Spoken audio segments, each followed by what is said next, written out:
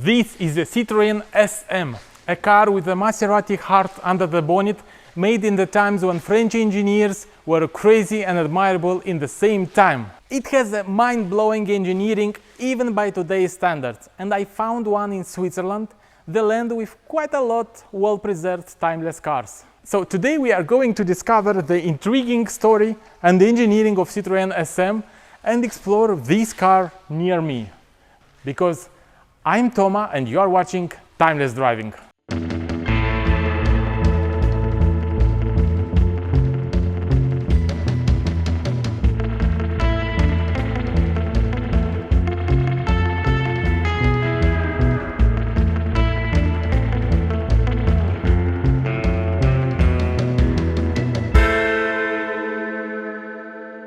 Today it may sound odd, but there were times when Citroën designers and engineers were among the most ambitious and innovative in the world, daring to experiment and create truly visionary products. You may remember the legendary Citroën DS launched in the 1950s, a car that has been far ahead of its time. But in the 60s, Citroën designers and engineers were already thinking of the next big thing. They didn't want just a continuation of a good story. They needed a completely new, brilliant story, looking far ahead in the future again and bringing its own genius engineering and design. So they started to design the Citroen SM in 1961. But it didn't go smooth.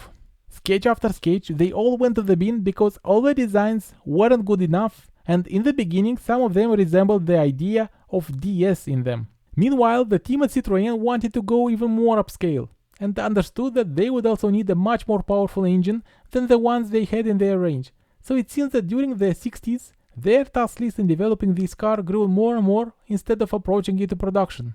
By 1967, they were long overdue to launch the much-awaited blazing model, when a brilliant idea sparked in their minds. That idea was Maserati.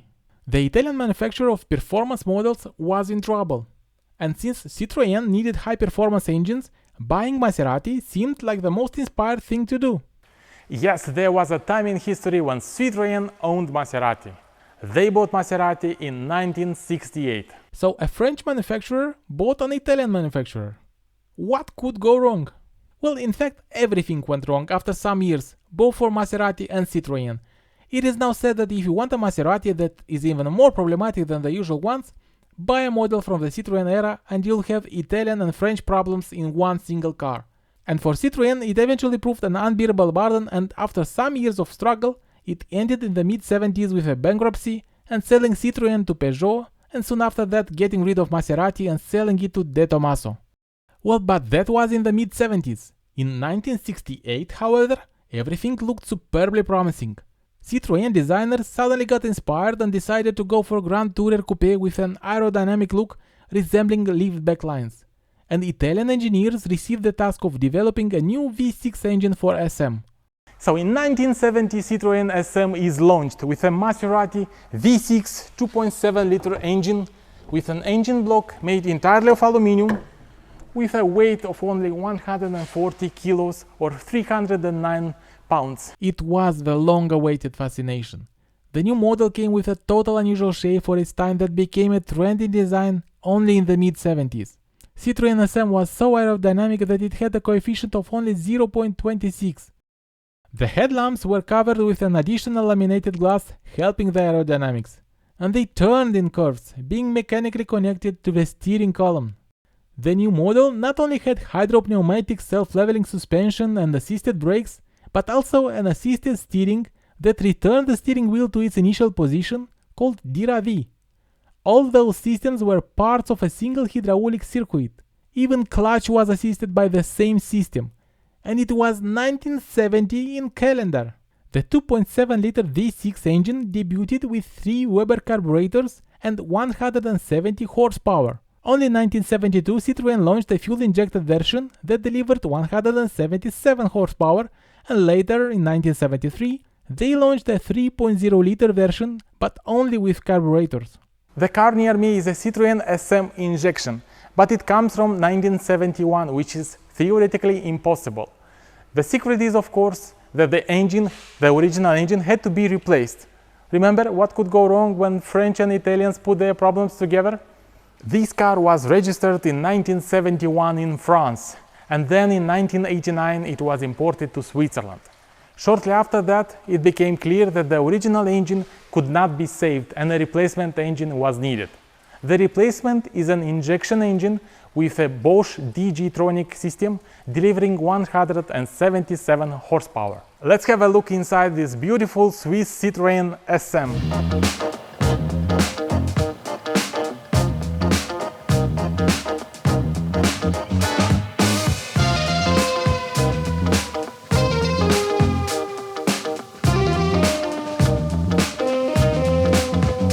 Look at these luxury seats. Absolutely no lateral support, but they are gorgeous. The whole interior is a temple of comfort actually, with an amazing attention to details and amazingly thought out ergonomics. Look at this gearbox stick, 5-speed, clearly marked and guided. Yes, Citroen SM had already a 5-speed manual transmission in 1970, in a time when 4-speed was a normal standard. Thanks to that and to its powerful engine, this car was able to achieve 220 km an hour or 136 miles per hour with its carburetor engine, and 228 km an hour or 142 miles per hour with its injection engine. And there is more. You must see how a brake pedal looks in such a classic Citroen. Yes, this dot is the brake pedal. And the most important moment is here. Let us start the engine, the 2.7 V6 injection.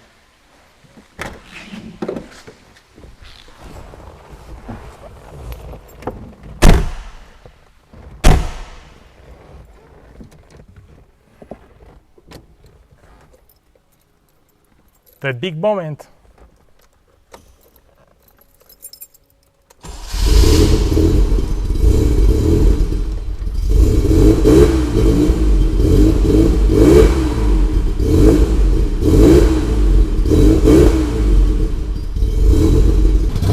The car is getting up now thanks to the Girardi system and its hydraulic suspension. A gorgeous engine sound, a true Maserati even though it's a V6.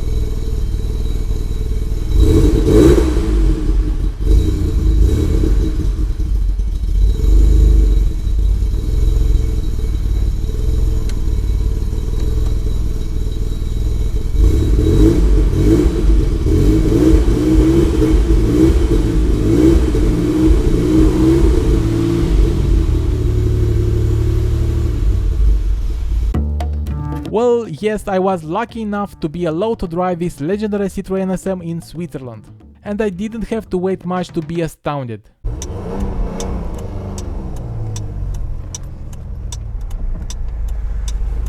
Whoa, whoa, whoa! This is my reaction to sudden move of the car's body.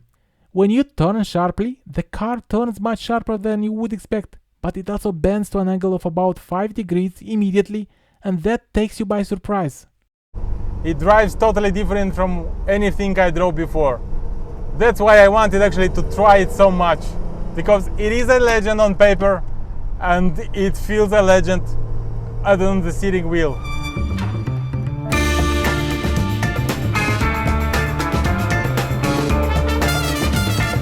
The way this car reacts with its suspension and direction needs to be learned.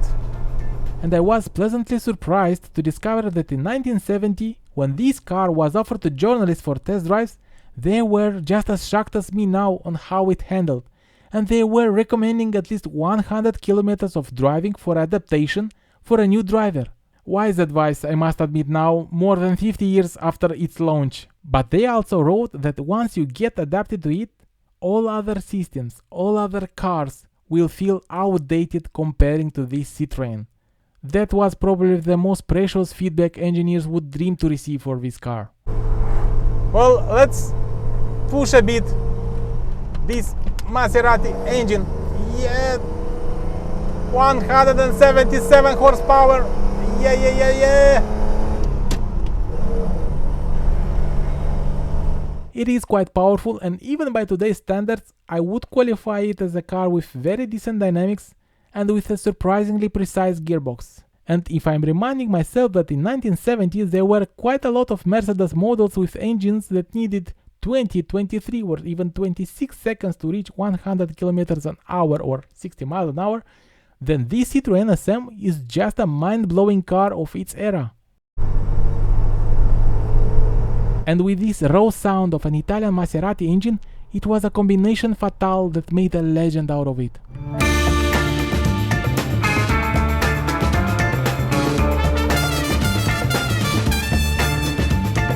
And in terms of comfort, it floats above the road in a unique way, far more special than just a pure pneumatic suspension of modern days. There are no springs here, no shock absorbers, no air dampers, just expandable spheres at each wheel that combine the physics of hydraulics and air pressure to absorb oscillations and stabilize the car. It is a level of comfort that the world forgotten. Even Citroën has forgotten it.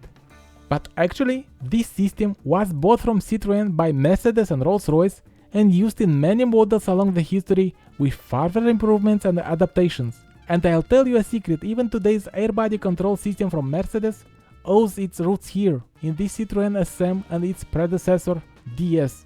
And it's such an honor to drive one of these nowadays. And the honor is even greater when I think that only 12,920 examples of Citroen SM were built in its short career, which lasted until 1975. And only 3,500 of them were equipped with the V6 injection engines. USA, by the way, only got 2,400 cars in total, and they had different headlamps due to regulations. Even more than 50 years after it has been designed, it feels visionary.